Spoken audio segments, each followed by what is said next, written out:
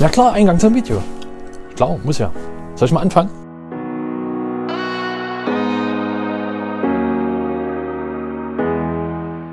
Weil heute Samstag ist, ihr Nasen habe ich mal extra, oder wir extra mal das Gatter schön sauber gemacht.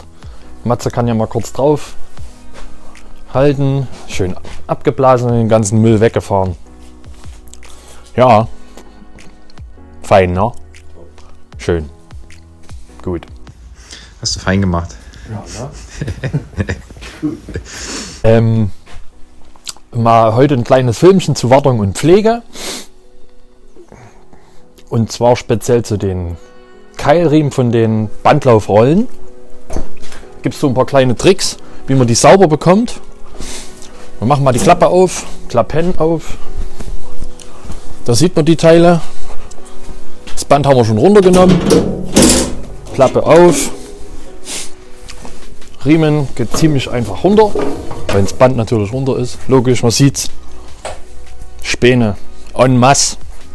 Da gibt es einen ziemlich einfachen Trick, den ich mir da überlegt habe. Geht ab der LD20, ab dem verstellbaren Bandführungsarm. Dann macht man einfach mal die Säge an. Matze kann ja mal ganz kurz rumkommen. Joystick für Bandführungsarm. Einmal ganz nach rechts. Da fährt sie raus. Ja. Ganz rausgefahren. Und da hat man hier das schöne Vierkantprofil mit zwei schönen scharfen Kanten, eine oben, eine hier an der Seite.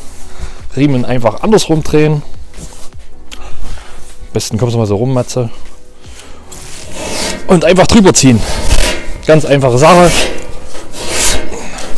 Bisschen drücken dabei.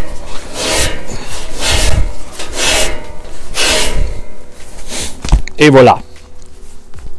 Sauber. Wieder drauf gemacht.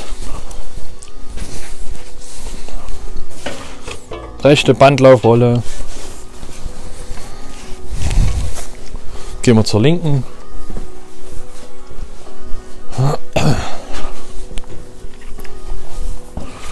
Jo. Ganze Prozedur nochmal. Rumgedreht.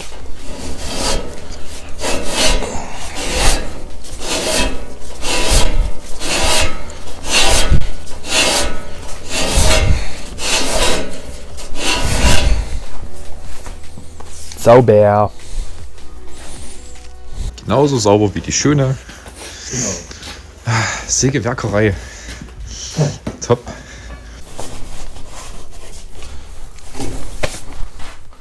Ja. Mal kurz die Luft geholt. Tiefluft holen.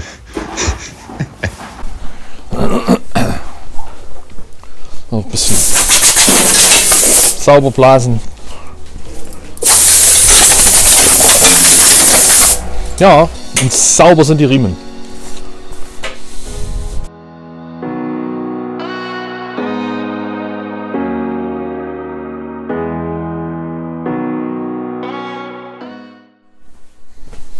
Matze. Und?